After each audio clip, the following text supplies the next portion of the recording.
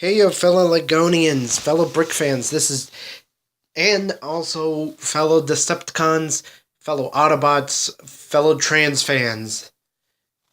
This is Dave Frost reporting in again with another Transformer figure review.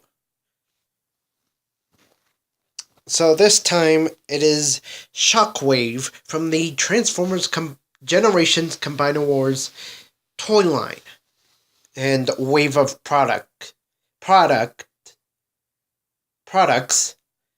when it doesn't really matter because Target and Walmart and Toys R Us are mix matching the product waves amongst each other. As in, they're taking the Bruticus wave, mixing it with the Motormaster wave, Menasor wave, and Superion wave, and Skyrain wave, and Battlecore, Optimus Prime wave, and whatever his combiner form is, and all that. That Target, Walmart, and Toys R Us are mixing all those waves up all together. Anyways, so yeah, back to this. This is Shockwave. So here's the front of the box. Here's the right side, which has a picture of Bruticus. Nothing on the left, and here is the back.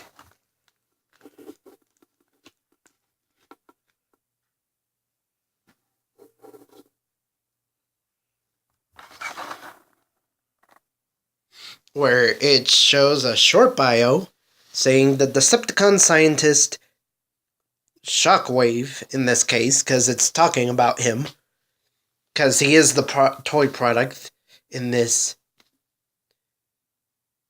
This is the toy product about which is Shockwave.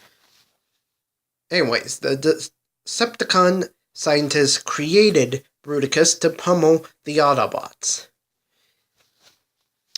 Pretty interesting bio, I might add. Excuse me. So it shows him in robot mode and weapon mode, his alternate form, alt mode. He doesn't transform into a vehicle, he transforms into a flying / handheld gun weapon, which we'll discuss in a little bit. So that is it for the box. Here we have the instruction manual.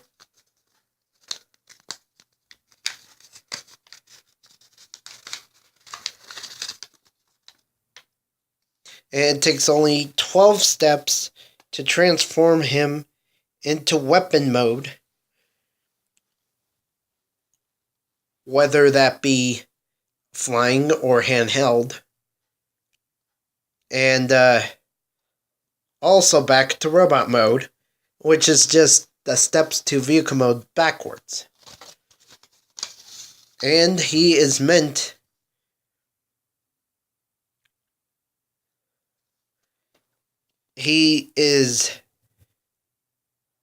for the purpose of a weapon for Bruticus. A weapon minion, if you will.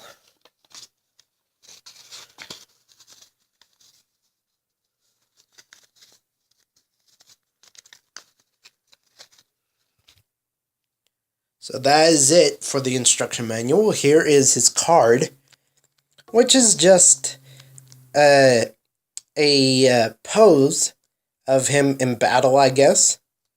Yeah, in battle, because there's something going off right there in the background. And he's charging up his gun arm, or gun hand, to fire at someone. An Autobot, obviously. And here's the back of the card. And here he is in his alt mode. Now, what I was saying earlier is that he is a gun, because you have a little targeting scope right here.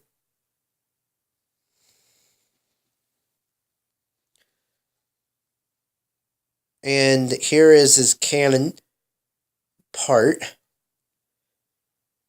And yes, the targeting scope is both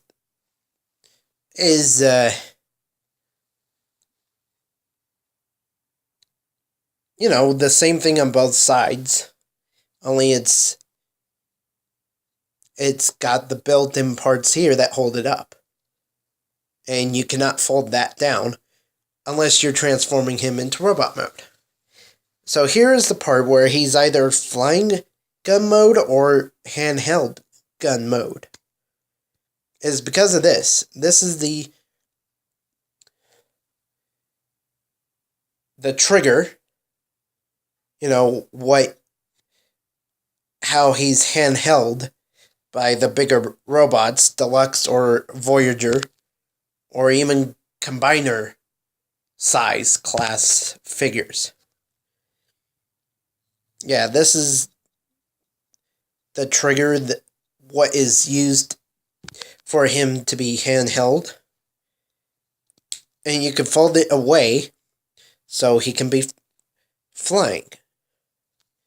Of sorts, because there's no really any jetpack or booster engine or rocket turbines or whatever you call those things. They are not back here. But anyways, let's transform him. So his legs are held together tightly. So you'll want to gently disconnect them. Turn him around so he's facing frontward. I apologize for the dogs barking in the background. Turn the leg forward, bring down the foot, and bring the hip joint upward. Same for the other side.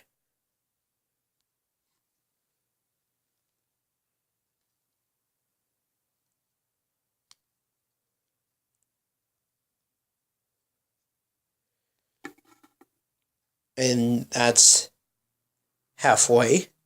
Now we disconnect and separate the arms from each other. And rotate them downward. And then fold at the hinge, which is like the elbow area. But in a way, it's kinda... No, it's not. It's at the bicep below the shoulder that it folds at. Actually, so that's that. Then you rotate the hand. The name escapes me of that part, so just fold that back. And you're folding the targeting scope downward in this case. So it becomes a back panel and it raises up the head.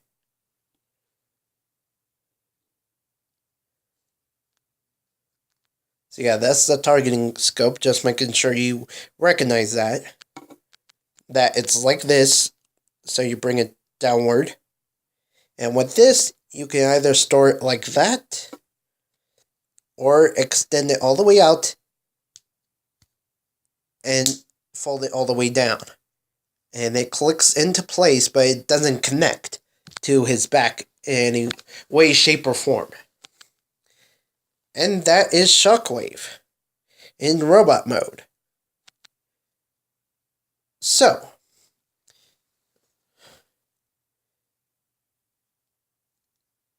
the flexibility of the figure include that far up of the that far down of the head and not that very far up, but it does rotate 360 degrees. It's just a little tight out of the box, so be careful. And then there's 360 rotation at the shoulder for both shoulders, and it goes outward that far. Then there's that far forward and that far down at the elbow, but it is a ball joint, so it can rotate 360 degrees if need be. And it's also great for posing the figure.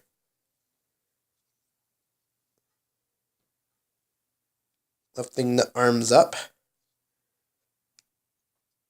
There is 360 thigh rotation. And also knee bendage. As well as hip bendage. Due to the transformation.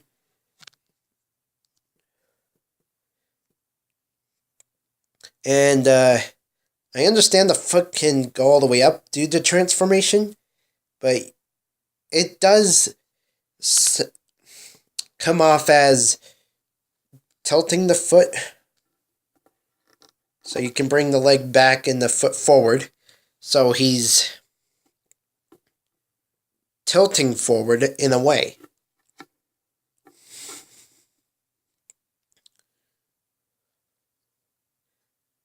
So that's it for flexible posability. And I think it's a pretty good figure. I've looked forward to getting this figure. Because I do plan to get Bruticus, and this is a good representation and a reference back to Generation 1 when Bruticus was on Cybertron and he had to fight Shockwave, and Bruticus held Shockwave in gun mode. So this is a really great representation and reference to that certain episode back in Generation 1.